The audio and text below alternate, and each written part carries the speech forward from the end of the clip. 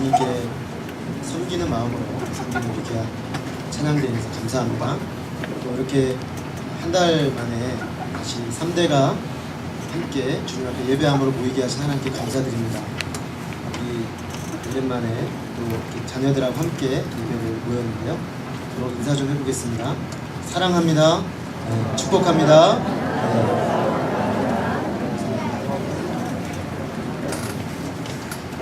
우리 어린이들이 매주 유치부, 초등부, 또 중고등부 이렇게 선생님들과 함께 예배로 또 주님 앞에 훈련받고 있는데요. 또 그 시간들을 섬기는 우리 선생님들 생각할 때 감사하고요. 또 이렇게 한 달에 한 번 부모님과 함께 어른들이 드리는 예배에 참여해서 예배하는 사람들로 세워지는 이 시간이 참 귀하다고 생각이 듭니다. 하나님께서 이 시간에 우리가 말씀을 주시고 또 예배하는 기쁨을 충만케 해주시기를 기도합니다. 오늘은 나는 믿습니다 시리즈 9번째 말씀으로 본디오 빌라도에게 고난을 받으사라는 부분 강의를 하도록 하겠습니다. 잠깐 기도하겠습니다. 살아계신 아버지 하나님, 한 주간 저희와 함께 하시고 우리의 삶 중에 기쁠 때나 슬플 때나 동행하여 주시며 우리가 때로는 주님 기쁘시게 하지 못할 때에도 우리를 불쌍히 여기시고 긍휼히 여겨주시며 하나님 앞에 온전한 자로 세워가시는 하나님의 그 열심으로 일하시는 우리 주님을 찬양합니다. 하나님, 이렇게 믿음을 가질 뿐만 아니라 또 믿음의 가정이 이루어지게 하시고 또 믿음의 세대 계승이 자녀들에게 일어나게 하시는 우리 주님께 감사와 찬송을 올려드립니다. 주님, 온 가족이 하나님의 임재 앞에 둘러앉아서 하나님 앞에 우리가 드리는 신앙의 고백의 의미들을 같이 생각해보고 나누는 귀한 시간을 주셔서 감사합니다. 아버지께서 이 시간에 귀한 말씀을 저에게 허락하여 주시고 오늘 우리에게 주시고자 하시는 하나님의 음성을 우리의 마음을 열어 귀를 열어 들을 수 있도록 주님 역사해 주시기를 간절히 기도합니다. 그래서 이 말씀이 우리 영혼에 생명되게 하여 주시옵기를 기도합니다. 저는 예수 그리스도 이름으로 기도했습니다. 아멘. 저희가 지금 계속해서 살펴보고 있는 부분은 사도신경입니다. 사도신경은 크게 네 부분으로 되어 있습니다. 성부 하나님을 믿습니다. 성자 예수님을 믿습니다. 성령 하나님을 믿습니다. 교회와 종말을 믿습니다. 네 부분이 되고요. 그 중에서 저희가 지금 보고 있는 부분은 두 번째, 성자 예수님을 믿습니다. 넘겨주시겠어요? 네. 성자 예수님을 믿습니다. 이 부분은 크게 두 부분으로 되어 있습니다.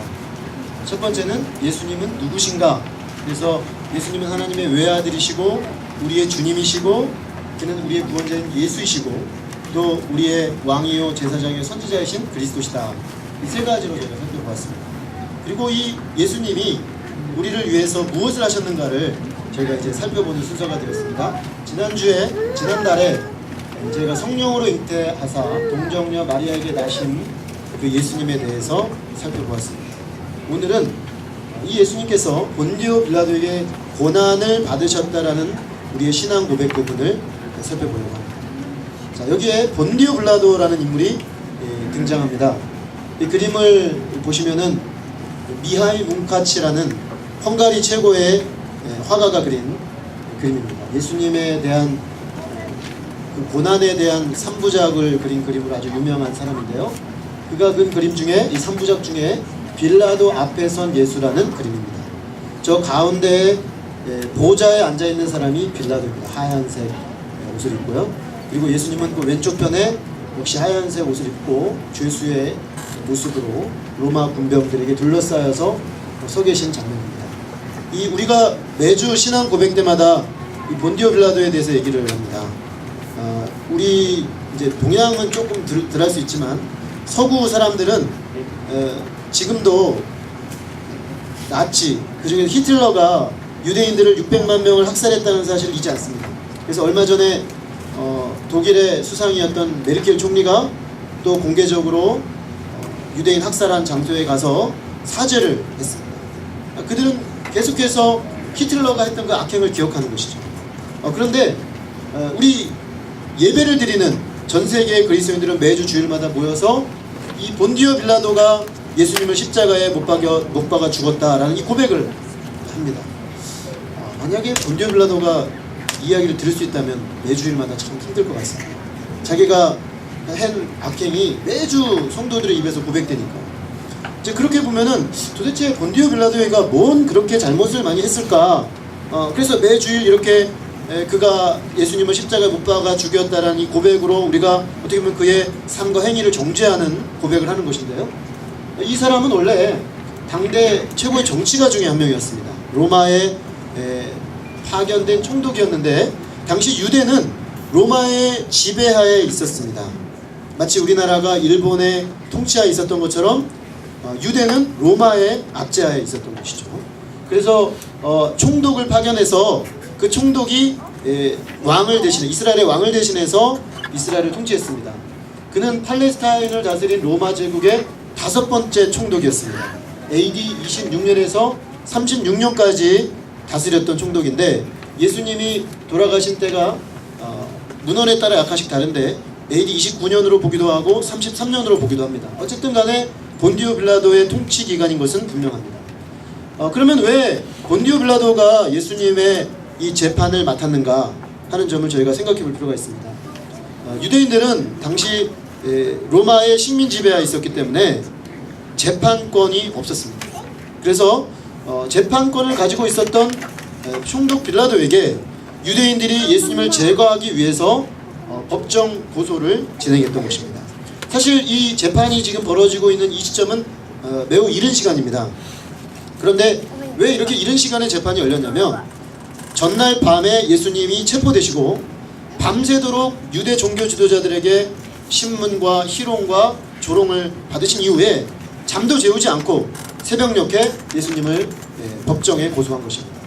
고소 제목은 누가복음 23장 2절에 근거해 보면 3가지입니다. 첫째는 예수가 백성을 미혹했다라는 것입니다.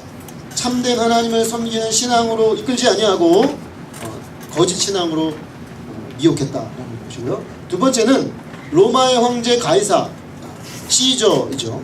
황제에게 세금을 바치는 것을 금했다. 이렇게 고소했습니다. 세 번째로는 자칭 왕 그리스도라고 주장했습니다. 이 고소 제목 3가지를 가지고 예수님을 재판정에 고소했던 것입니다. 전부 사실이 아니었습니다. 유대 종교 지도자들이 예수님을 시기해서 예수님이 사람들을 많이 끌어모으고 사람들이 예수님을 너무 많이 따라가니까 자기들의 종교적 기득권이 파괴될 것을 우려해서 3가지 죄목을 뒤집어 씌워서 예수님을 십자가에 못 박아 죽게 하려는 그들의 의도가 있었습니다. 그런데 본디오 빌라도는 이 재판을 딱 받고 재판장에 앉아서 재판을 하려고 보니까 예수님이 아무리 봐도 죄가 없었습니다. 그래서 23장 4절에 보면은 죄가 없다. 너희들이 지금 얘기하는 이 죄는 이 사람에게 해당되지 않는다. 이렇게 말을 합니다. 그런데 유대 사람들 종교 지도자들이 예수님을 재판정에 걸어놓고 죽이고 싶어 한다는 느낌을 받은 거죠. 그러니까 골치 아픈 정치범이 되겠습니다. 골치 아픈 정치범을 재판으로 재판하는 것은 누구나 부담되는 것이죠. 그래서 빌라도는 재판을 회피하려고 예수님이 주로 활동했던 북쪽 갈릴리 지방을 다스리고 있었던 분봉왕 헤롯에게 재판을 의뢰합니다. 헤롯이라는 인물은 매우 가벼운 인물입니다. 그는 진지하게 재판을 할 만한 인물이 못 되었습니다. 그래서 예수님이 오자 희롱하고 조롱하고 합니다. 특별히 이런 식으로 말하죠. 당신이 그 유명한 예수요. 그 많은 기적을 행했다고 하는데 내 앞에서 한번 해보시오. 이런 식으로 조롱하면서 예수님을 멸시했습니다. 예수님은 한마디도 대답하지 않았습니다. 그러자 헤롯은 흥미를 잃어버렸습니다. 예수님을 데리고 놀려고 했는데 아무 대답도 하지 않자 그는 흥미를 잃고 다시 본디오 빌라도에게 돌려보내고 말았습니다. 본디오 빌라도에는 이제 이 재판을 피할 수 없게 되었습니다. 자기 관할권에 있는 사건이었기 때문에. 그런데 그가 아무리 살펴보고 또 신문을 해봐도 죄가 없다는 게 너무나 명백했습니다. 그래서 누가복음 23장 4절, 15절, 22절 3번이나 빌라도 자신의 입으로 고백합니다. 이 사람은 죄가 없다. 이 사람은 죽일 만한 죄를 찾을 수 없는 사람이다. 자, 우리 어린이들 한번 생각해 보세요. 재판정에 누가 죄인 있다고 서 있는데 다 조사를 해보니까 죄가 없어요. 자기 재판장이 생각할 때 죄가 없다는 게 명확해요. 그럼 어떻게 해야 되죠?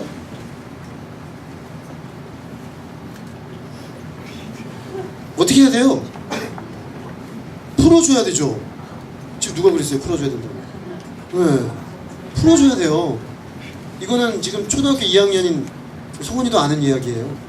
그죠? 죄가 없으면 풀어줘야 되는 겁니다. 근데 빌라도는 그렇게 하지 않았습니다. 이게 참 이해가 안 됩니다. 아니, 명백하게 죄가 없음이 밝혀졌으면은 재판장의 권위로 이 사람은 죄가 없으므로 무죄 방면하겠습니다, 이렇게 가야 되는데 빌라도는 예수님을 오히려 십자가에 처형하는 데 내주었고, 자, 그 결과 예수님은 고난을 받게 됩니다. 예수님이 십자가형을 받기 전에 빌라도가 예수님을 채찍질에 내주었습니다. 양 옆에 로마 군병들이 채찍질을 하고요, 예수님은 저렇게 발가벗겨진 채 매달려 있습니다. 그런데 왜 빌라도가 이렇게 예수님을 채찍질을 하게 했느냐면, 사실은 공개적으로 사람들이 보는 앞에서 채찍질을 함으로써 사람들의 양심에 호소하기 위해서였어요. 죄가 없는 사람을 죽여서는 안 되지 않느냐, 이렇게 애매하게 고통받는 사람을 죽이면 결국 우리가 해를 입는 거 아니냐, 그것을 하기 위해서 채찍질을 하게 한 것이었습니다. 기록에 따라서 예수님이 받으신 채찍질이 40회였다 120회였다 약간의 차이가 있습니다. 최소 40회 최대 120회를 맞았는데, 이 채찍질은 그냥 노끈이 아니고 그 줄 끝에 뼈 조각과 쇠 조각이 붙어 있습니다. 그래서 채찍질을 하게 되면 빠른 속도로 휘감기면서 몸을 파고 들어가게 되는 것입니다. 그리고 파고 들어간 그 채찍을 다시 당기게 되면 결국 그 몸에 살점이 떨어지고 뼈가 깨지고 피가 터지는 매우 고통스러운 상황입니다. 실제로 당시 이 채찍질 때문에 십자가형에 처해지기도 전에 많은 죄수들이 죽음에 이르는 경우가 많았다고 합니다. 그 정도로 고통스러운 이 채찍질에 이 빌라도가 예수님을 내어 주었습니다. 그 고난 중에 예수님을 내어 주었는데, 빌라도가 이렇게 한 것은 진실을 따르면, 만약에 예수님을 내주면 당시 많은 사람들을 부추기는 종교 지도자들이 예수님을 내어준다는 이유로 밀란을 일으킬 수 있다라는, 정치적 소요가 일어날 수 있다라는 두려움 때문이었습니다. 그래서 지금 당시 로마의 총독은 밖에 한번 나가서 총독을 하고 돌아오면 중앙 정계의 1인자가 되는 루트가 있습니다. 특히 이쪽 유다 지역은 가장 어려운 어떤 지역이었기 때문에 이 지역을 성공적으로 통치하고 나면 나중에 황제가 될 가능성이 상당히 높았습니다. 실제로 AD 70년에 이 유대를 무너뜨렸던 티투스라는 사람이 있는데, 그의 아버지가 베스파니우스라는 사람입니다. 이 사람은 유대 지역을 통치하다가 나중에 베스파니안 황제가 되고, 그의 아들 티투스도 황제가 되는, 그러니까 출세길로 가는 길목입니다, 이 유대가.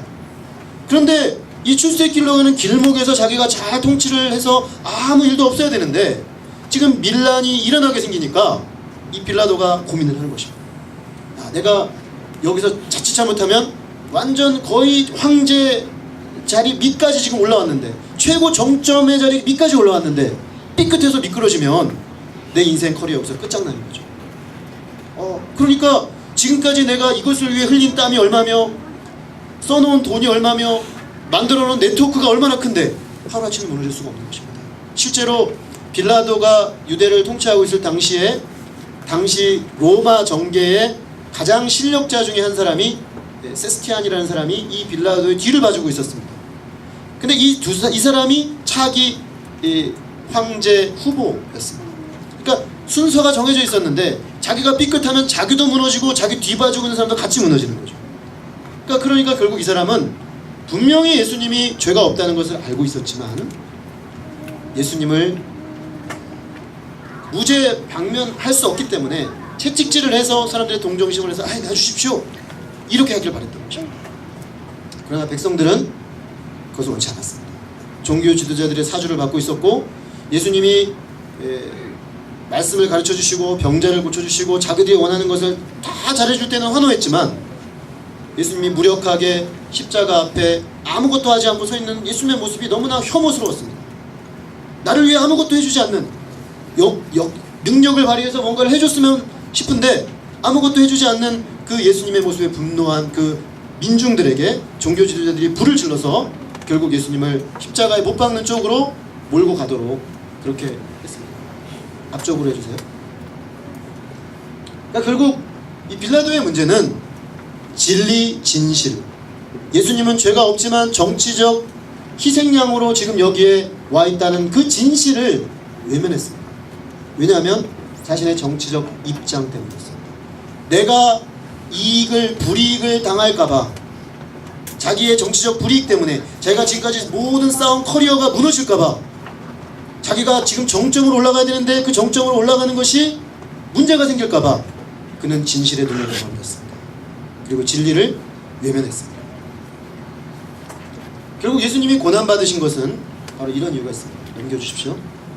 예수님이 고난받으신 1차적 원인은 그러므로 빌라도의 정치적 선택이었습니다. 예수님이 죄를 지었거나 무슨 큰 잘못을 했기 때문이 아니라 빌라도의 정치적 선택, 진리보다 자신의 이익, 진리보다 정치적 입장, 진리보다 자신의 야망, 진리보다 나의 안전, 이것을 선택했기 때문에 예수님은 십자가에 죽으셔야만 했습니다. 그런데 이 빌라도라는 사람은 사실상 오늘날 우리들을 포함한 모든 인류의 대표자로 아까 그 재판정의 자리에 앉아 있는 것입니다. 인간은 아담의 타락 이래로 하나님이 심판자시고 하나님이 창조자시고 하나님이 우리를 판단하시는 분이셔야 되는데, 아담은 선악과를 따먹음으로써 선악을 판단하는 권리를 하나님으로부터 쟁취하기 원했습니다. 그래서 그때 이후로 모든 인간들은 자기가 재판정에 앉아서 심지어 하나님마저도 심판합니다. 하나님 이건 아니지 않습니까? 하나님 어떻게 이렇게 하실 수 있습니까? 예수님 어떻게 이렇게 하십니까? 이렇게 마구 판단합니다.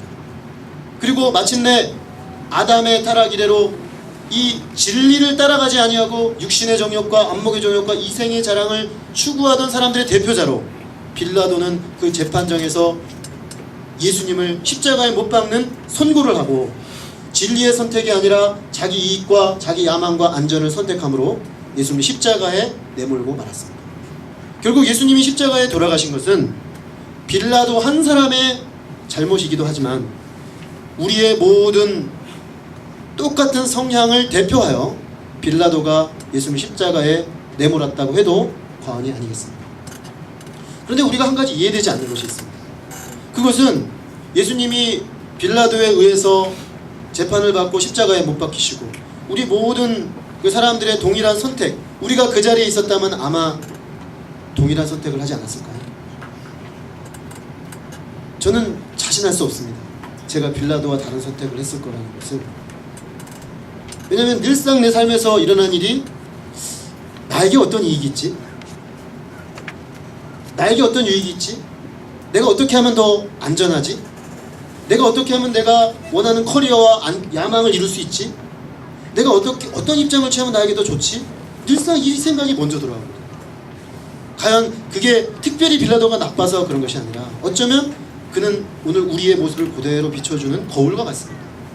그렇게 빌라도는 예수님을 십자가에 못 박았는데 이해가 되지 않는 것은 예수님이 왜 무력하게 그 재판을 그대로 받으시고 얼마든지 자신의 무죄를 입증할 수도 있고 주장할 수도 있고 그 고난의 길을 가지 않으실 수도 있었는데 왜 예수님은 그 재판을 묵묵히 받으시고 그 부당한 재판을 그대로 수용하셨는가 하는 것입니다.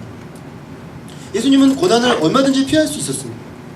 실제로 예수님을 잡으러 오는 그 군인들이 잡으러 오니까 베드로가 엉겁결에 예수님을 보호한다는 것이 칼을 들고 나가서 군인의 한 사람의 귀를 확 잘랐습니다.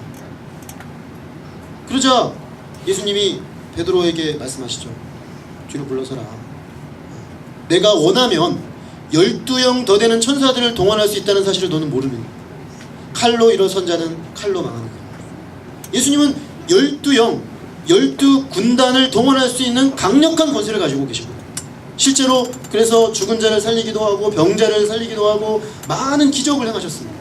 그런데 왜 유독 자기 자신을 구하고 자기 자신을 항변하고 자기 자신이 죄가 없다는 것을 주장해야 될 그때는 그 힘을 사용하지 않으셨느냐 하는 것입니다.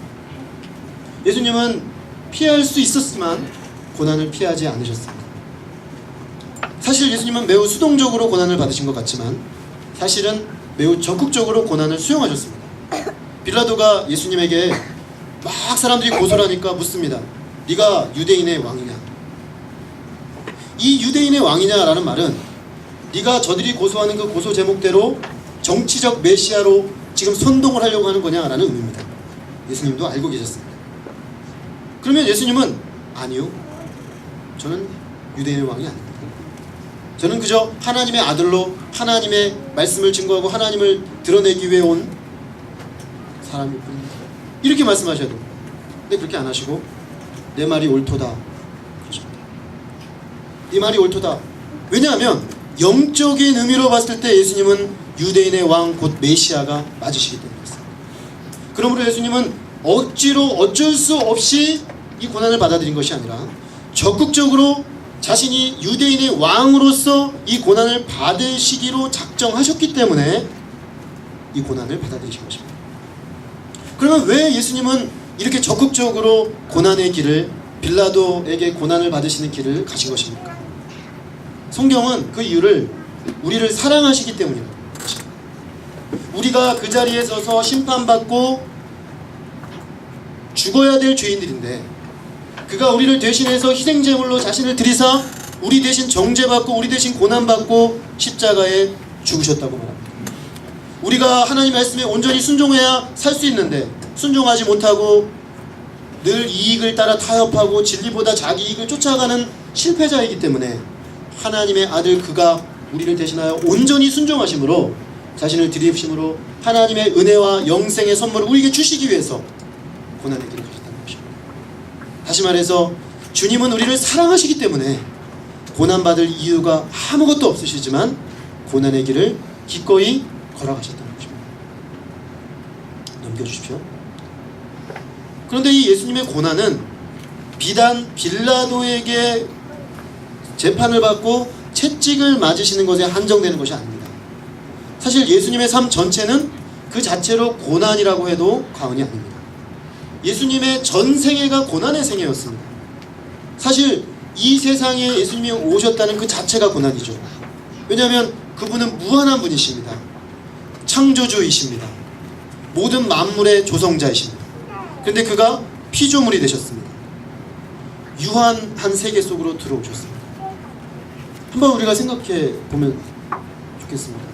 우리가 개미를 사랑해서 개미가 될 수 있을까요? 기꺼이 개미가 되기로 선택한 사람, 있을 수 없는 이야기 아닙니까? 사실은 근데 예수님이 사람이 되신 것은 그것보다 훨씬 더 자기 희생적입니다. 모든 인간의 그 연약함 속으로 자신을 제한하셔서 그 속으로 들어오셔서 한정된 시간을 살기로 결정하신 것, 그 자체가 고난입니다. 뿐만 아니라 그는 말구유에 오셨습니다.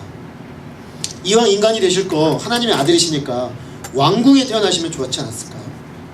왕궁에 태어나서 금수저를 입에 물고 태어나셨으면 어땠을까요? 네. 그래서 출생부터가 비범하구나. 그래서 우리 정기문 읽어보면요, 대부분 다 이렇게 출생이 비범합니다. 뭐 사자가 잠깐 다녀가기도 하고, 그죠? 특별한 꿈을 꾸기도 하고. 근데 예수님은 고작 애 받을 곳이 없어서 말구유에 태어나셨습니다. 그리고 대부분을 가난한 유대인으로 사셨습니다. 가난하다는 게 얼마나 불편합니까? 가난하다는 게 우리 인생의 얼마나 큰 고난 중에 하나입니까? 사실 그 가난을 겪어본 사람들은 그 가난이 지긋지긋해서 가난만 벗어날 수 있으면 뭐든지 하고 싶은 마음이 들 정도로 가난하다는 건 힘든 것입니다. 저는 어릴 때 그런 생각을 한 적이 있습니다. 가난한 시골의 그 농부의 아들로 자랐기 때문에 내가 커서 반드시 이 가난을 떨쳐버리겠다. 불편하거든요. 가난한 삶을 산다는 건 불편하고, 또 때로는 가난하기 때문에, 요즘은 좀 덜합니다. 옛날엔 좀 덜합니다. 옛날에는 다 가난했기 때문에 뭐 거기서 거기에 가끔가다 스트레스 받는 사람을 만나긴 해요. 가끔가다 좀 잘 사는 사람 만나고, 그럼 뭐 다 가난하니까. 근데 요즘같이 다 가난하지 않고 물질적 부유를 많이 가지고 있는 사람들 옆에서 만나다 보면은 정말 나는 왜 이렇게 살아야 되지? 그리고 물질적 가난함에서 오는 그 불편함이 내 마음의 고통이 원인 되는 것 같습니다. 근데 예수님은 일평생 가난한 유대인으로 사셨습니다. 공생애를 시작하셨는데 한 번은 제자들에게 말씀하셨습니다. 여우도 굴이 있는데, 여우도 들어갈 집이 있는데 인자는 머리 둘 곳이 없도다. 예수님은 무주택자셨습니다. 사실 더 심하게 말하면 거의 노숙자 수준이셨습니다. 왜냐하면 늘 제자들 데리고 떠도셨거든요. 머리 둘 곳 없는, 자기 집조차 하나도 없는 무주택자로 예수님은 일평생을 사시다가 그의 인생 최고 절정기 33살의 나이에 십자가의 고난 가운데 모든 몸과 마음이 만신창이가 되어 죄인으로 정죄받아 비참한 사형수의 신분으로 돌아가셨습니다. 예수님의 전생에는 사실 고난으로 점철되어 있습니다. 그러나 그 예수님의 전생애뿐만 아니라 예수님의 존재 자체도 고난으로 점철되어 있습니다. 그가 영혼과 육신 모두가 고난을 받으셨습니다. 육신의 고난은 십자가의 고난은 이루 말할 수 없는 고난입니다. 저희가 다음 달에 좀 더 자세히 살펴보겠지만, 영혼의 고난은 또 어떻습니까? 마지막 순간 예수님이 외치셨습니다. 엘리 엘리 라마 사박다. 나의 하나님 어찌하여 나를 버리셨습니까? 하나님으로부터 버림받는 철저한 고독 가운데 그는 버림받아 돌아가셨습니다. 자, 그러면은 이런 예수님의 전체적인 고난, 이게 어떤 의미가 있는 것입니까? 넘겨주시겠습니까? 예수님의 고난은 우리의 고난과 깊은 연관관계가 있습니다. 첫째로 예수님의 고난은 고통하는 세상에 오사 고난 받으심으로 우리의 고통과 고난을 그가 이해하실 수 있다는 것을 의미합니다. 우리가 예수님의 전생에 걸치신 고난, 그 고난의 깊이, 영혼과 육체 전체에 받으신 그 고난을 생각하다 보면은 우리가 이 땅에서 받는 우리 인생의 어떤 고난과 어려움도 그가 이해하지 못하시는 것은 없다는 사실을 발견하게 됩니다. 그래서 히브리서 4장 15절은 이렇게 말합니다. 우리 같이 한번 읽어보겠습니다. 히브리서 4장 15절 말씀입니다. 시작. 우리에게 있는 대제사장은 우리의 연약함을 동정하지 못하실 리가 아니요 모든 일에 우리와 똑같이 시험을 받으신 이로되 죄는 없으시니라. 그는 우리의 연약함을 동정하지 못하실 리가 아니시다. 그는 우리의 연약함을 반드시 깊이 아신다라고 했습니다. 왜냐하면 그는 우리와 똑같이 시험을 받아 우리와 똑같이 죄 없으신 분이지만 죄인된 우리처럼 이 땅에 오셔서 모든 고난을 겪으셨기 때문입니다. 그래서 그는 고난받는 우리의 삶 속으로 찾아오셔서 고난받는 우리와 함께 하십니다. 이 진리가 우리가 본디오 빌라도의 고난을 받으신 예수님을 믿는다라고 매주 사도신경에서 고백하지 않습니까? 본디오 빌라도에게 고난을 받으신 예수님을 우리가 고백한다는 것은 예수님이 우리의 어떤 고난도 이해하신다는 것입니다. 아니, 그 정도가 아니라 어떤 고난에서도 그가 우리와 함께 하신다라는 고백입니다. 그래서 기독교 신앙은 예수님을 믿기 때문에 고난도 비껴가고 질병도 비껴가고 죽음도 면제받는다는 것을 약속하는 것이 아닙니다. 오히려 기독교 신앙은 우리의 고난의 삶의 현장 속으로 고난이 왔기 때문에 하나님이 안 보이고 하나님을 믿을 수 없고 하나님의 사랑이 아니라고 생각하는 시험에 들지 않고, 내가 믿음으로 살았는데 이런 고난이 오는 거 보니 막 살아도 되겠구나, 악에 빠지지도 않고 시험에 들지도 않고 악에 빠지지도 않을 수 있는 것은 우리와 함께 하시고 우리의 모든 고난을 다 겪으시고 이해하시는 그 하나님, 그 하나님과 동행함으로 얻는 승리의 삶으로 부르신 삶입니다. 그래서 히브리서 12장 2절 3절에서 이 히브리서 기자는 앞에 있는 기쁨을 바라보고 현재 고난을 참으신 예수 그리스도, 그 예수 그리스도를 바라보자, 그 예수 그리스도를 생각하자, 이렇게 말합니다. 우리는 나의 고난, 나의 고통, 나의 아픔, 나의 힘든 것, 나의 어려운 것을 많이 생각합니다. 왜냐하면 피부에 와닿으니까.